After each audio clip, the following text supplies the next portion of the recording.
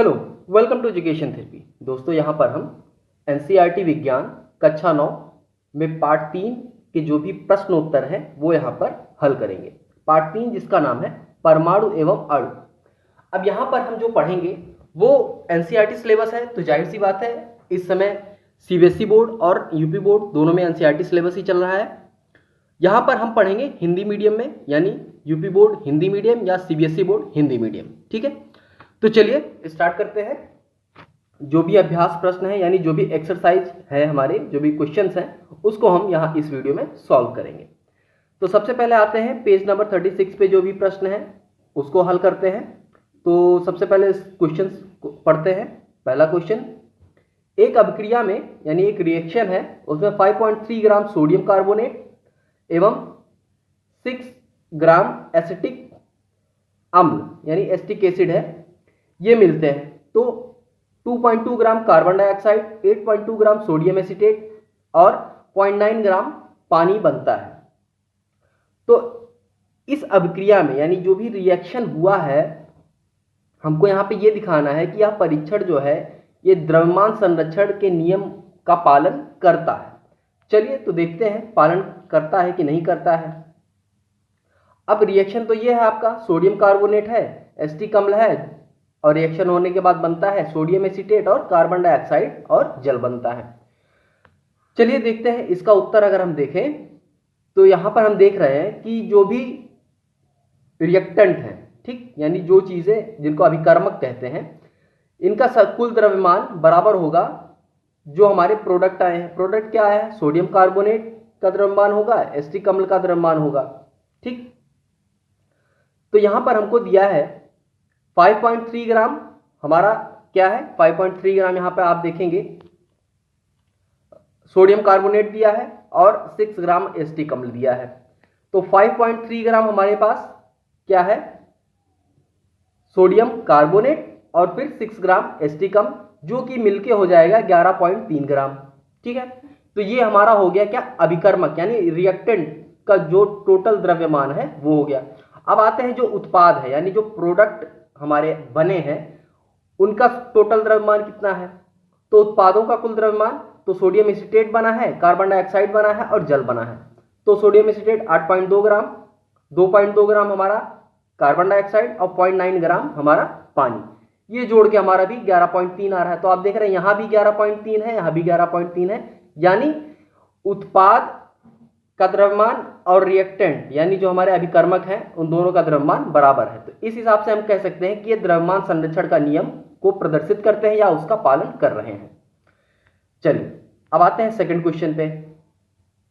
Hydrogen एवं oxygen द्रव्यमान के अनुसार, हाइड्रोजन और ऑक्सीजन का द्रव्यमान के अनुसार अगर अनुपात देखा जाए तो कितना है, 1:8 का।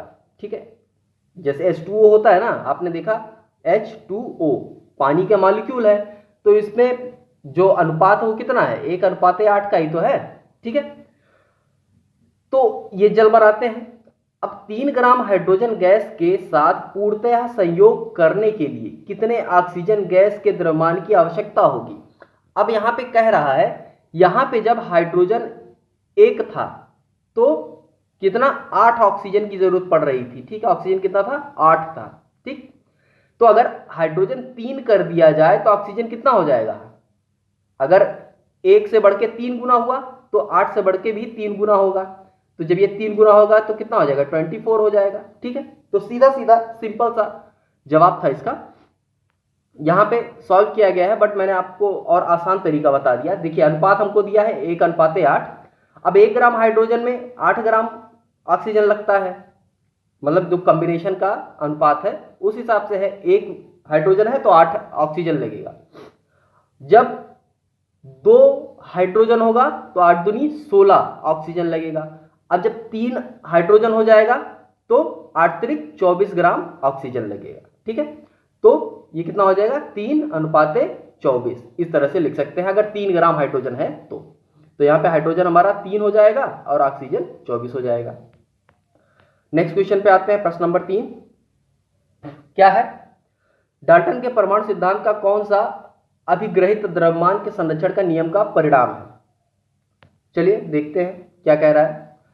तत्वों के परमाणुओं को किसी भी विधि द्वारा ना तो नष्ट किया जा सकता है और ना ही उत्पन्न किया जा सकता है।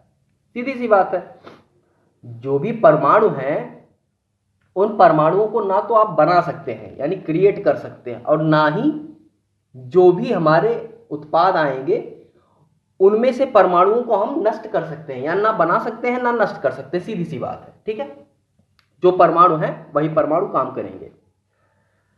तो ये द्रव्यमान संरक्षण का नियम है, ठीक है। यानी अगर आपने इधर, जैसे देखिए आपने इधर एक हाइड्रोजन और एक ऑक्सीजन, उदाहरण के लिए बता रहा हूं, ठीक है, कोई प्रॉपर रिएक्शन नहीं है, मैं सिर्फ समझा रहा हूं।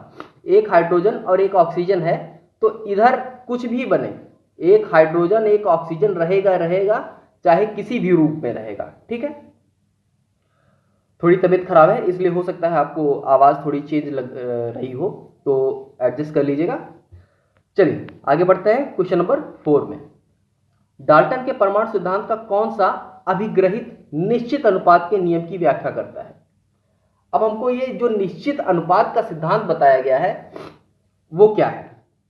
देखिए, किसी भी यौगिक में परमाणुओं की सापेक्ष संख्या एवं प्रकार निश्चित होते हैं। कोई भी यौगिक, अब जैसे यौगिक है हमारा H2O, ये यौगिक है ना, तो इसमें हाइड्रोजन के परमाणु निश्चित हैं और ऑक्सीजन के परमाणु भी निश्चित हैं। तथा अब यहां देखिए, भिन्न भिन्न तत्वों के परमाणु परस्पर छोटी पूर्ण संख्या के अनुपात में संयोग कर यौगिक का निर्माण करते हैं या निर्मित करते हैं। अब भिन्न भिन्न, देखिए हाइड्रोजन तो अलग परमाणु है, ऑक्सीजन अलग परमाणु है, तो हाइड्रोजन के जब दो अणु मिले, सॉरी अणु नहीं परमाणु, हाइड्रोजन के जब दो परमाणु मिले और ऑक्सीजन का एक परमाणु मिला, तब तो जाके हमारा क्या बना, एक यौगिक बना। क्या बना? H2O, पानी। अब देखिए, एक तत्व खुद में भी एक अणु बना सकता है और अलग अलग प्रकार के तत्व के परमाणु मिलकर भी एक यौगिक बना सकते हैं, ठीक है। चलिए आगे देखते हैं हम। पेज नंबर 40 पे प्रश्न है जो, उसको देखते हैं। परमाणु द्रव्यमान इकाई को परिभाषित कीजिए। परमाणु द्रव्यमान क्या होता है, इसको परिभाषित करना है। देखिए, परमाणु द्रव्यमान इकाई क्या है? कार्बन 12, यानी जो कार्बन है इसके समस्थानिक के परमाणु के द्रव्यमान के 1/12वें भाग को परमाणु द्रव्यमान की इकाई के रूप में लिया जाता है, ठीक। 1/12वां भाग होता है कार्बन 12 समस्थानिक का, ठीक। इसी से हम तुलना करते हैं बाकी द्रव्यमानों की, ठीक है। क्यों? अब इसका कारण क्या है? हम हाइड्रोजन से क्यों नहीं करते और किसी से क्यों नहीं? देखिए, हाइड्रोजन क्या है ना, हाइड्रोजन का द्रव्यमान जो है वो 1.08 या कुछ उससे ज्यादा है, थोड़ा ही ज्यादा है लेकिन ज्यादा है, एग्जैक्ट एक नहीं है। लेकिन जब कार्बन की बात करते हैं, एक तो कार्बन क्या है ना, इस पृथ्वी पे सबसे ज्यादा रिएक्टिव, या सबसे रिएक्टिव नहीं कहेंगे, सबसे ज्यादा किसी भी तत्व के साथ जुड़ने का जो क्राइटेरिया है, जो विशेषता है, वो कार्बन के पास है। इसीलिए हम कैसे क्या करते हैं, बहुत पुरानी वस्तु है तो उसका कार्बन डेटिंग निकालते हैं। कार्बन डेटिंग से हमको पता चल जाता है वस्तुएं कितनी पुरानी है, यानी उस पदार्थ में कहीं ना कहीं कार्बन मौजूद है। सर का बाल हो गया, हमारी स्किन हो गई, मिट्टी हो गया, पत्थर हो गया, सब में कार्बन मौजूद है, ठीक है। इसीलिए हम कार्बन का यूज करते हैं द्रव्यमान इकाई के रूप में। चलिए आगे देखते हैं। अगला क्वेश्चन है, एक परमाणु को आंखों द्वारा देखना क्यों संभव नहीं है? क्योंकि परमाणु बहुत सूक्ष्म होते हैं, जाहिर सी बात है, बहुत सूक्ष्म होते हैं, इतने छोटे होते हैं कि इनको हम नहीं देख सकते। इनके आकार की बात करें तो परमाणु का आकार लगभग 10 की घात -10 मीटर होता है, यानी 1 नैनोमीटर से भी कम होता है इसकी जो त्रिज्या होती है, ठीक है। तो इसलिए इसको देखना बहुत ही सामान्य आंखों से हम नहीं देख सकते इसको। पेज नंबर 44 पे क्वेश्चन है, उसको देखते हैं। निम्न के सूत्र लिखिए। सूत्र लिखना है sodium oxide, aluminium chloride, sodium sulphide, magnesium hydroxide. तो फटाफट ये सूत्र देख लीजिए। देखिए, सोडियम ऑक्साइड है तो Na2O। Na2 क्यों? देखिए, Na का जो हमारा क्या कहते हैं संयोजकता है वो 1 है, ऑक्सीजन का 2 है, ठीक। तो क्रॉस मल्टीप्लाई करते हैं तो Na2 हो जाता है और O हो जाता है। इसी तरह से एल्युमिनियम क्लोराइड का भी यहां देखेंगे तो Al का 3 होता है, Cl का 1 होता है, AlCl3 बन जाता है। इसी तरह से क्रॉस मल्टीप्लाई में सोडियम सल्फाइड है तो सोडियम सल्फाइड में सोडियम का 1 है, सल्फर का 2 है, तो Na2S हो जाता है। मैग्नीशियम हाइड्रोक्साइड है तो मैग्नीशियम और हाइड्रोक्साइड Mg का 2 होता है, OH का 1 होता है। तो Mg ब्रैकेट में OH का होल ट्वाइस। अब देखिए ब्रैकेट यहाँ पे OH बहुलक संयोजकता दिखाता है, आयनाइजेशन दिखाता है, इसलिए इसको ब्रैकेट में लिखते हैं। ठीक है, चलिए इसके बाद आते हैं निम्न सूत्रों द्वारा प्रदर्शित यौगिक के नाम लिखिए। यहाँ पे सूत्र लिखे हैं, अब इनका हमको नाम लिखना है। तो Al2SO4 ब्रैकेट में 3, CaCl2, K2SO4, KNO3, CaCO3, इन सभी का नाम लिखना है। तो यहाँ पे फटाफट नाम देख लीजिए आप। L2 ब्रैकेट में SO4 का whole thrice aluminium sulphate, CaCl2 को कैल्शियम क्लोराइड, K2SO4 को पोटेशियम सल्फेट, KNO3 को पोटेशियम नाइट्रेट कहते हैं और CaCO3 को कैल्शियम कार्बोनेट कहते हैं। ठीक है, और आगे बढ़ते हैं। अगला प्रश्न हमारा, रासायनिक सूत्र का तात्पर्य, what is the meaning of chemical reaction. ठीक है, क्या है? सीधी सी बात, किसी यौगिक का रासायनिक सूत्र उसके संघटक का प्रतीकात्मक निरूपण होता है। यानी कोई पूछता है पानी बना तो कैसे बना, अब उसमें कुछ नहीं करना, हमको बताना है 2 हाइड्रोजन के परमाणु और ऑक्सीजन का परमाणु मिलकर बनाते हैं पानी का एक मॉलिक्यूल। ठीक, तो इसीलिए जो केमिकल रिएक्शंस होते हैं इनको लिखना चीजों को और इजी वे में समझना और आसान कर देता है इसको परिभाषित करना। ठीक है, चलिए अगला क्वेश्चन देखते हैं। निम्न के कितने परमाणु विद्यमान हैं? H2S अणु एवं PO4 3- आयन, इसमें कितने परमाणु विद्यमान हैं? अब जाहिर सी बात है, देखिए H2 और S तो हाइड्रोजन के 2, S का 1, मिलके कितने हो गए? 3 परमाणु। यहां पे P फास्फोरस का 1, ऑक्सीजन का 4, टोटल मिलके 5 परमाणु हो गए। बस यही बताना था हमको। पेज नंबर 46 पे जो क्वेश्चंस हैं उसको देखते हैं। निम्न यौगिक के आणविक द्रव्यमान की परिकल्पना कीजिए या परिकलन कीजिए। अब यहाँ पे अणु दिए हैं, इनका द्रव्यमान बताना है। H2O2, Cl2, CO2, CH4, C2H6, C2H4, NH3 एवं CH3OH। तो फटाफट इसका आणविक द्रव्यमान यानी मॉलिक्यूलर वेट, आणविक द्रव्यमान, अणु को मॉलिक्यूल कहते हैं तो आणविक को मॉलिक्यूलर कहते हैं। ठीक है, द्रव्यमान को वेट कहते हैं। चलिए यहाँ पे फटाक से देखते हैं। देखिए H2 का आणविक द्रव्यमान, हाइड्रोजन कितने हैं? हाइड्रोजन 2 है तो हाइड्रोजन 2 हमने लिख दिया। और द्रव्यमान कितना होता है? एक हाइड्रोजन का द्रव्यमान होता है 1, ये हम 1 मानते हैं, बट ये थोड़ा बहुत स्लाइटली ऊपर होता है, बट हम 1 ही मानते हैं। तो ये 2 यूनिफाइड द्रव्यमान आ गया इसका। इसके बाद O2 का आणविक द्रव्यमान, तो 2 ऑक्सीजन है, एक ऑक्सीजन का द्रव्यमान होता है 16, तो टोटल 32 U आ जाएगा। U यूनिफाइड वेट को हम U से दर्शित करते हैं, ये आप याद रखिएगा। ठीक है, यूनिफाइड वेट को हम U से दर्शित करते हैं। इसके बाद Cl2 का तो 2 है और 35.5 होता है तो 71 हो जाएगा। CO2 का आणविक द्रव्यमान तो 12 होता है, किसका? कार्बन का। ऑक्सीजन का 16 होता है। अब ऑक्सीजन के 2 अणु हैं तो 2 से 16 में गुणा होगा और टोटल हमारा 44 U आ जाएगा। इसके बाद CH4 का आप देखेंगे तो कार्बन का 12 होता है, हाइड्रोजन के 4 अणु हैं और हाइड्रोजन के 1 परमाणु का द्रव्यमान 1 होता है तो टोटल सॉल्व करने पे 16 आ जाएगा। C2H6 है तो कार्बन के 2 परमाणु हैं, एक परमाणु कार्बन के 1 परमाणु का द्रव्यमान 12 होता है तो 2 × 12 हो जाएगा। प्लस हाइड्रोजन 6 है, 6 परमाणु हाइड्रोजन के हैं, एक परमाणु का द्रव्यमान 1 होता है तो 6 × 1 हो जाएगा। सॉल्व करेंगे तो 30 U आएगा। C2H4 है तो C2H4 में 2 × 12 प्लस 4 × 1 बराबर ये हो जाएगा 28। इसके बाद NH3 का आप देखेंगे तो नाइट्रोजन का 14 होता है और हाइड्रोजन का आपको पता है 1 होता है तो 3 है तो 3 × 1 हो जाएगा, टोटल 17 हो जाएगा। CH3OH का आणविक द्रव्यमान तो कार्बन का 12 होता है प्लस हाइड्रोजन हाइड्रोजन 3 हाइड्रोजन है, एक हाइड्रोजन का द्रव्यमान 1 होता है तो 3 गुणे 1 हो जाएगा, प्लस ऑक्सीजन ऑक्सीजन का 16 होता है, प्लस हाइड्रोजन का 1 होता है। यहाँ पे एक ही हाइड्रोजन है इसलिए एक यहाँ पे लिखा। टोटल सॉल्व करेंगे तो 32U आ जाएगा, यानी 32 यूनिफाइड द्रव्यमान इसका आएगा। तो ये सॉल्व हो गया। इसके बाद नेक्स्ट क्वेश्चन पे आते हैं, सेकंड, जो कि कह रहा है निम्नलिखित यौगिक के सूत्र इकाई द्रव्यमान का परिकलन कीजिए। तो सूत्र हमको दिए गए हैं ZnO Na2O K2CO3। तो यहाँ पे इनका सभी का क्या बताना है, यहाँ पे परमाणु द्रव्यमान यूनिफाइड वेट दिया गया है यहाँ पे, या परमाणु द्रव्यमान Zn का 65U, Na का 23U, पोटेशियम का 39, कार्बन का 12, ऑक्सीजन का 16। हर परमाणु का यहाँ पे यूनिफाइड वेट दिया गया है तो फटाफट निकाल सकते हैं। ZnO है तो Zn का 65 होता है, ऑक्सीजन का 16 होता है, जोड़ दिया हमने 81U आ गया। इसके बाद Na2O है तो Na का 23 होता है, 2 Na है तो 2 से गुणा कर देंगे, प्लस ऑक्सीजन 1 है तो ऑक्सीजन के लिए 16 लिख देंगे, सॉल्व करेंगे 62U आ जाएगा।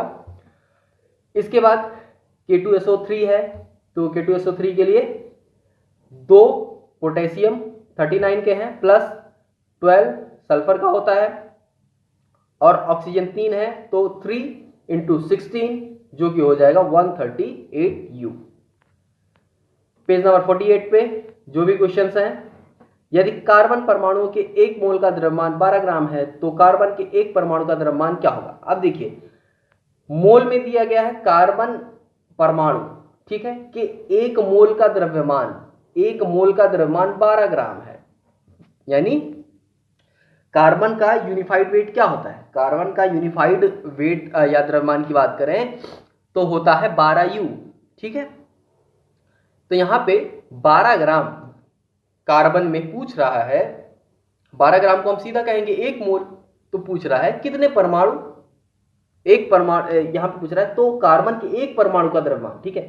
टोटल नंबर ऑफ परमाणु कितने होंगे, टोटल नंबर ऑफ 1 मोल में जो टोटल नंबर ऑफ परमाणु होंगे यहाँ पे इतने होंगे 6.022 × 1023, जिसको हम अवागाद्रो नंबर कहते हैं। अब यहाँ हमको 1 मोल में कह रहा है, 1 मोल में कितना परमाणु है, इतना परमाणु है, हमको बताना है 1 परमाणु। तो 1 परमाणु के लिए क्या हो जाएगा, अब देखिए इतने परमाणु कितने में है, 12 ग्राम में, तो सीधा बात है 1 परमाणु निकालना है तो उसको पक्षांतर कर देंगे। 1 परमाणु यहाँ पे परमाणु का द्रव्यमान, तो 1 परमाणु का द्रव्यमान, तो ये पूरा मैटर जो है इसको यहाँ ले आएंगे। तो आप देख रहे हैं यहाँ पे आ गया ना, 12 बटे इतना हो गया। अब इसको आप सॉल्व कर देंगे, तो जो भी सॉल्व करेंगे ये आपके ऊपर है, आप कैसे सॉल्व करते हैं। क्लास 9th में है तो मैं मानता हूं कि आपको इतना मैथ आता होगा कि आप इसको सॉल्व कर लें, ठीक है। अगर नहीं कर पाते हैं, नहीं समझ में आता, कमेंट बॉक्स में बताइएगा, मैं इसको सॉल्व करने के लिए, ये क्वेश्चंस जो आ रहे हैं ये सॉल्व करने के लिए एक सेपरेट वीडियो बना दूंगा और समझा दूंगा कि हम कैसे कैसे इसको इजिली सॉल्व कर सकते हैं, ठीक है, अगर नहीं समझ में आ रहा है तो यहाँ पे टोटल कैलकुलेशन 1.99 × 10⁻23। अब माइनस क्यों हुआ, देखिए कोई भी घात वाली संख्याएं जब नीचे से ऊपर जाती हैं तो वो घात माइनस में हो जाती है। तो यही देखिए, ये नीचे था यहाँ पे ऊपर आ गया तो ये -23 हो गया, ठीक है। इसके बाद अगला क्वेश्चन है, किसमें अधिक परमाणु होंगे, पूछ रहा है किसमें परमाणु अधिक होंगे, 100 ग्राम सोडियम में या 100 ग्राम लोहे में, ठीक। तो सोडियम का आपको यूनिफाइड वेट पता है 23 ग्राम होता है, और सॉरी 23 होता है। आयरन का यूनिफाइड वेट 56 होता है, सॉरी। अब यहां पे देखिए यहां पे सबसे ज्यादा परमाणु किसमें होंगे, बहुत इजी कॉन्सेप्ट मैं बता दे रहा हूं। अगर द्रव्यमान दोनों का सेम है, आप देख रहे हैं यहां सोडियम का द्रव्यमान भी दिया है 100 ग्राम और आयरन का भी दिया है 100 ग्राम, तो द्रव्यमान क्या है, सेम है, बराबर है। तो यहां पे जिसका यूनिफाइड वेट कम होगा उसमें परमाणुओं की संख्या अधिक होगी। सोडियम का यूनिफाइड वेट होता है 23 और आयरन का यूनिफाइड वेट होता है 56, तो किसका कम है यूनिफाइड वेट, सोडियम का यूनिफाइड वेट कम है, ठीक। तो इसका मतलब सोडियम, जो 100 ग्राम सोडियम दिया हुआ है, इसमें परमाणुओं की संख्या अधिक होगी, बस सीधा सा इतना आप ध्यान रखिएगा। अगर जो द्रव्यमान दिया गया है वो सेम है, तो अगर अलग डिफरेंस है दोनों में तो उसके लिए हमें सॉल्व करना पड़ेगा। सॉल्व कैसे करेंगे वो भी यहाँ पे देख लेते हैं फटाक से। देखिए क्या करेंगे, 1 मोल में द्रव्यमान सोडियम द्रव्यमान कितना है 23 ग्राम। ठीक, 1 मोल में अगर 23 यूनिफाइड वेट है तो इसको हम 23 ग्राम लिखते हैं ना। ठीक है, 1 मोल बराबर कितना हो जाएगा 23 ग्राम हो जाता है, तो 23 ग्राम है तो 100 ग्राम सोडियम को भाग कर देंगे 23 से, टोटल मोल का नंबर कितना आया 4.35 मोल। वहीं आयरन की बात करें तो आयरन में 56 ग्राम होते हैं, 1 मोल में 56 ग्राम होगा, या कह सकते हैं 56 ग्राम बराबर होगा 1 मोल द्रव्यमान लोहे का। ठीक, ये होगा। तो 56 से हम जब भाग करेंगे तो मोल की संख्या आएगी 1.8। अब देखिए यहाँ पे मोल की संख्या ज्यादा है, यहाँ पे मोल की संख्या क्या है कम है, तो जहां पे मोलों की संख्या ज्यादा होगी वहां पे परमाणुओं की संख्या ज्यादा होगी। तो इसलिए सोडियम 100 ग्राम सोडियम में परमाणुओं की संख्या ज्यादा होगी 100 ग्राम लोहे की तुलना में। आगे बढ़ते हैं, पे आते हैं। सेकंड क्वेश्चन क्या कह रहा है, 3 ग्राम कार्बन 8 ग्राम ऑक्सीजन में जलकर 11 ग्राम जो है हमारे क्या बनाते हैं कार्बन डाइऑक्साइड। ठीक, जब 3 ग्राम कार्बन को 50 ग्राम ऑक्सीजन के साथ जलाया जाएगा तो कितने ग्राम कार्बन डाइऑक्साइड का निर्माण होगा, यानी कितना कार्बन डाइऑक्साइड बनेगा वो बताना है। तो देखिए क्या होगा, क्या यहां पे होगा ये कि जब 3 ग्राम कार्बन और 8 ग्राम ऑक्सीजन मिलता है या जलाए जाते हैं तो 11 ग्राम कार्बन डाइऑक्साइड बनता है। तो सेम यहां भी होगा ना, 3 ग्राम कार्बन हमको दिया गया, अब ऑक्सीजन की मात्रा भले बढ़ा दी गई 50 ग्राम ऑक्सीजन कर दिया गया, लेकिन यह संयोग कितने से करेगा 8 ग्राम ऑक्सीजन से ही करेगा, तो संयोजन इसका 8 ग्राम ऑक्सीजन से ही होगा। ठीक, तो टोटल कार्बन डाइऑक्साइड बनेगा कितना 11 ग्राम, बाकी बचा क्या शेष बचेगा 50 में से 8 ग्राम ऑक्सीजन घटा दीजिए, बचेगा 42 ग्राम। ये 42 ग्राम ऑक्सीजन बिना अपक्रिया के बची रहेगी, यानी एज इट इज ये ऑक्सीजन बच के अलग पड़ी रहेगी। ठीक है, तो यहां पर आपने देखा कि रिएक्शन हुआ, रिएक्शन के बाद 3 ग्राम कार्बन रिएक्ट होगा 8 ग्राम ऑक्सीजन से सहयोग करेगा और 11 ग्राम कार्बन डाइऑक्साइड बनेगा और 42 ग्राम ऑक्सीजन बची रह जाएगी। ठीक है, चलिए आगे देखते हैं अगला क्वेश्चन, क्वेश्चन नंबर 3, बहुपरमाणुक आयन क्या होते हैं।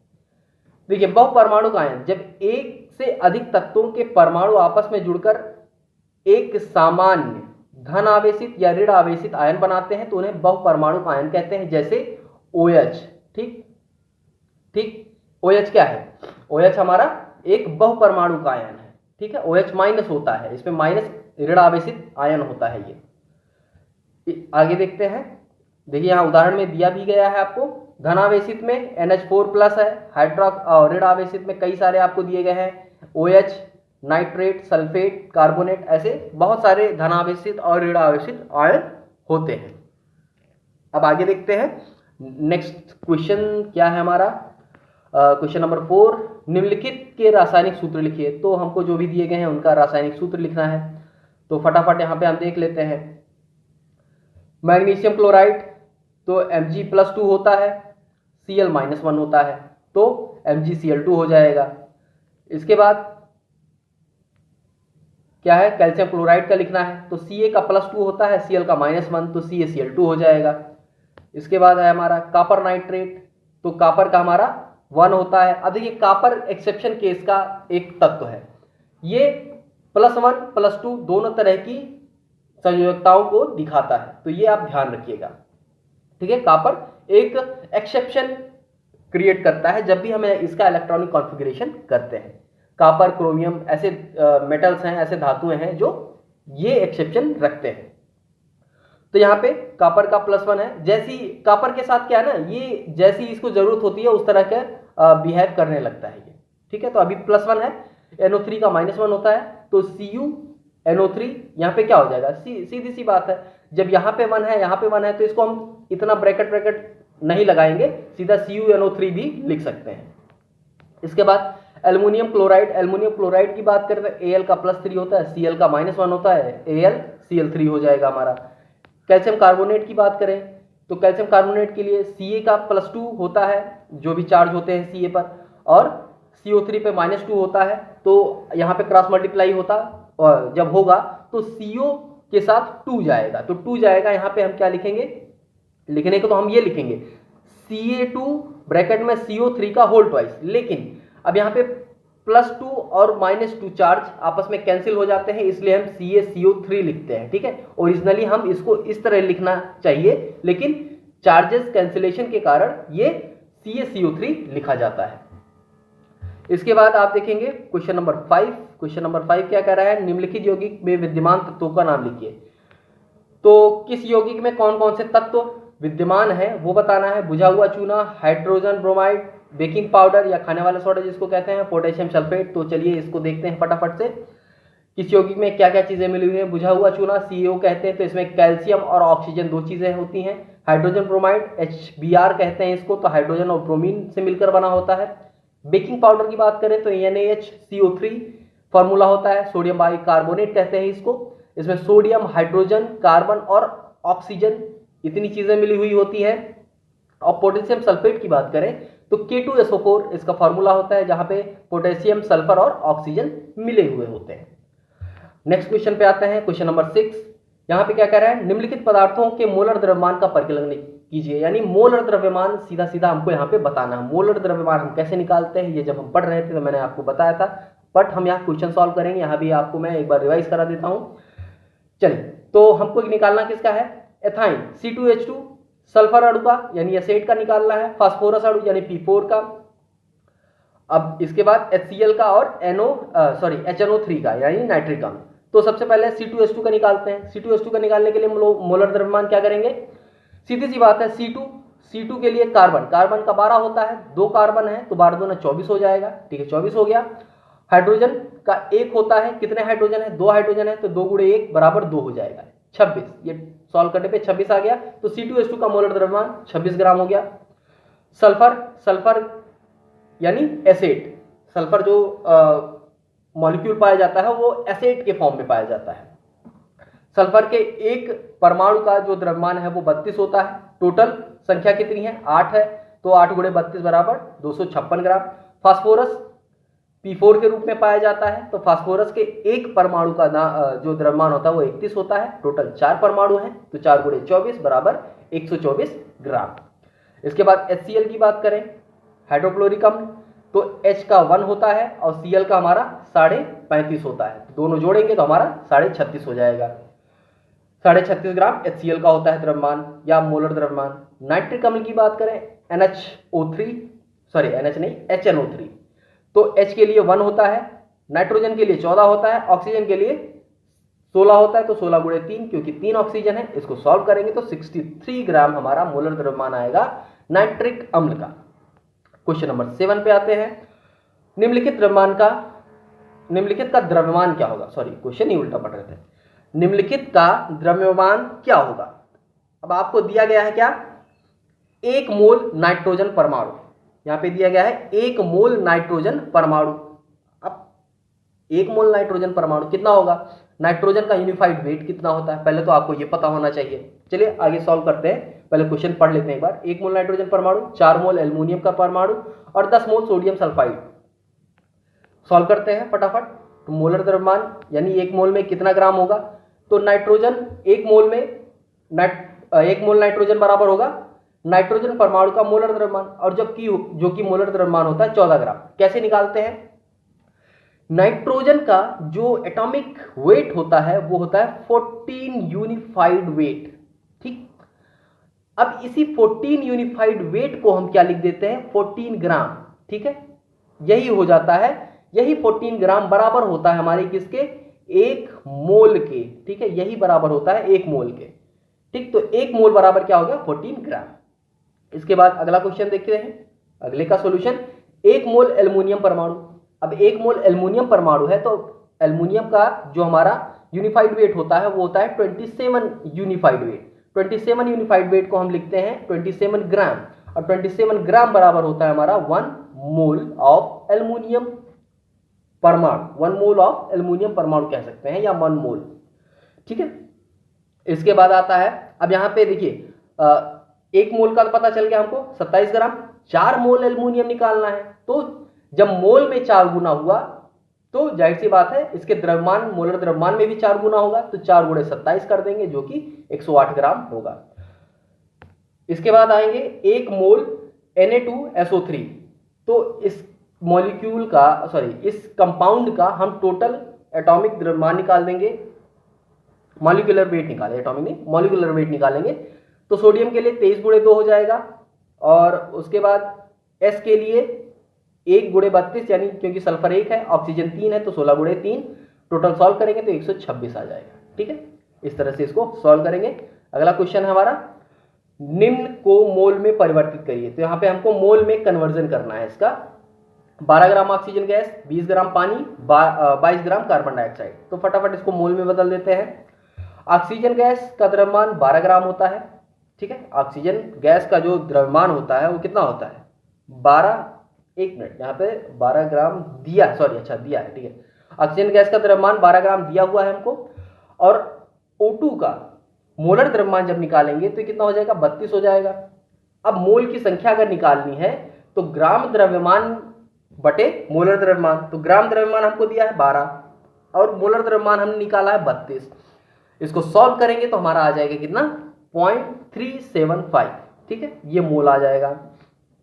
इसके बाद H2O का द्रव्यमान होता है 20, या होता नहीं है, 20 हमको दिया गया है। ठीक है, अब H2O का मोलर द्रव्यमान होता है 18, तो मोल निकालने के लिए 20 बटे 18, ग्राम द्रव्यमान बटे मोलर द्रव्यमान।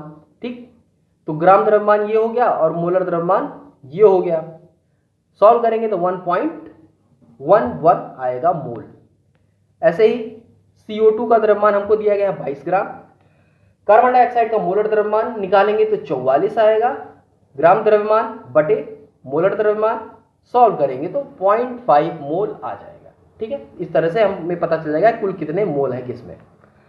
नेक्स्ट क्वेश्चन देखेंगे, निम्न का द्रव्यमान क्या होगा, 0.2 मोल ऑक्सीजन परमाणु, 0.5 मोल जल के अणु।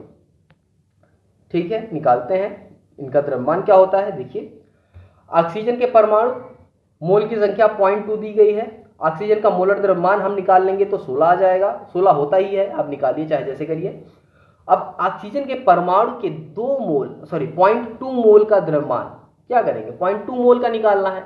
1 मोल का निकालना होता, 2 मोल का निकालना होता, या 0.2 का निकालना है, तो उसी मोलर द्रव्यमान जो आया है उसी में हम जो द्रव्यमान हमको दिया गया है उसी से गुणा कर देंगे, तो हमारा 3.2 ग्राम आ जाएगा। सेम ऐसे हम जल के साथ करेंगे। जल का मोल संख्या दी गई है हमको 0.5, जल का मोल संख्या जब हमको पता है और उसके बाद मोलर द्रव्यमान हमने निकाल दिया, वो 18 ग्राम होता है पानी के मॉलिक्यूल का। अब 0.5 पानी का द्रव्यमान जो होगा, 0.5 मोल पानी का द्रव्यमान ये होगा 18 गुणे 0.5, जो कि आएगा 9 ग्राम। ठीक है, इसके बाद आगे बढ़ते हैं। क्वेश्चन नंबर 10, 16 ग्राम ठोस सल्फर में अणुओं की संख्या बताइए या ज्ञात कीजिए या परिकलन कीजिए। अब 16 ग्राम सल्फर है, पहले तो इसमें हमको निकालना है, 16 ग्राम में निकालना है। ठीक है, तो 16 ग्राम में निकालना है, इसको हमने लिख दिया। सबसे पहले सल्फर का मोलर द्रव्यमान निकालिए। सल्फर का मोलर द्रव्यमान S8 के रूप में सल्फर होता है, S8 अणु की बात कर रहा है, तो एक सल्फर के अणु का द्रव्यमान 32 होता है, तो 8 गुणे 32 बराबर 256, यानी S8 का मोलर द्रव्यमान 256 होगा। अब ग्राम द्रव्यमान बटे मोलर द्रव्यमान, तो S8 में मोलों की संख्या कैसे निकलेगी, ग्राम द्रव्यमान बटे मोलर द्रव्यमान, 1/16 हो गया।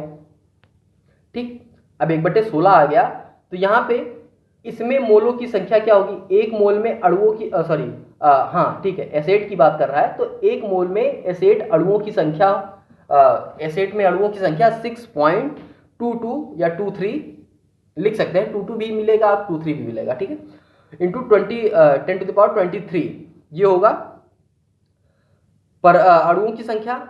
अब क्या करेंगे, जब इसमें अणुओं की संख्या हमको मिल गई है, जनरली जो S8 में अणुओं की संख्या होती है इतनी होती है, अवोगाद्रो नंबर के बराबर। अब हमारे पास जो मोल की संख्या आई है उसी से हम इसमें गुणा कर देंगे। 1/16 आया था, 1/16 से हम इसमें गुणा कर देंगे, तो हमारा उत्तर आ जाएगा 3.76 इंटू 10⁻22। हाँ ठीक है, ये आंसर हो जाएगा। क्वेश्चन नंबर 11 देखेंगे, 0.051 ग्राम एल्युमिनियम ऑक्साइड में एल्युमिनियम आयन की संख्या का परिकलन कीजिए। एल्युमिनियम आयन के बारे में बताना है, कितने एल्युमिनियम आयन होंगे। तो हमको दिया गया है कितना, 0.051 एल्युमिनियम ऑक्साइड दिया गया है। ठीक है, अब एल्युमिनियम ऑक्साइड का अणु द्रव्यमान निकालेंगे तो 102 आएगा। ठीक, इसी का मोलर द्रव्यमान निकालेंगे तो ये हो जाएगा 102 ग्राम। हमको दिया गया है द्रव्यमान जो वो 0.051 ग्राम दिया गया है। अवागाद्रो नंबर आपको पता है। यहाँ पे हम आयनों की संख्या अगर निकालें, अब देखिए आयन पूछे, परमाणु पूछे या अणु पूछे, सबको निकालने का तरीका वही है, कोई अंतर नहीं है तरीके में।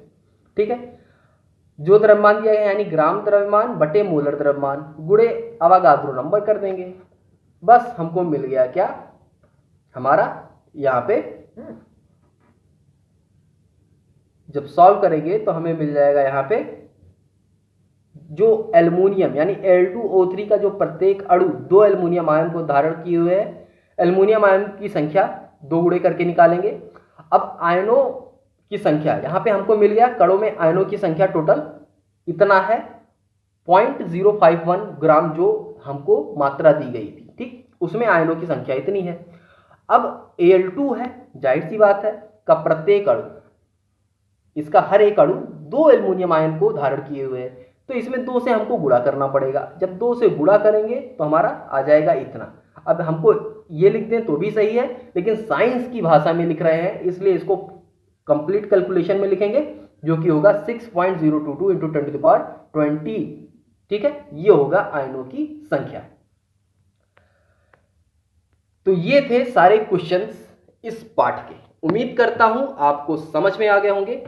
अगर कैलकुलेशन में कहीं दिक्कत हो रही है, कैलकुलेशंस आपको समझ में नहीं आ रहे हैं, तो आप कमेंट बॉक्स में कमेंट करिए, आप बताइए कि सर हाँ मुझे ये कैलकुलेशन नहीं समझ में आया, मैं सेपरेट वीडियो बना के आपको समझा दूंगा।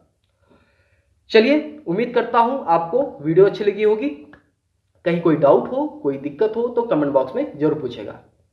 और चैनल को सब्सक्राइब करना मत भूलिए। रेड कलर का बटन आपको नीचे दिख रहा होगा, उसको जरूर दबाइए। साथ में उसके बगल में बेल आइकन है, उसको भी जरूर ऑन कर लीजिए। चलिए, आज के लिए बस इतना ही। मिलते हैं नेक्स्ट वीडियो में, तब तक के लिए धन्यवाद।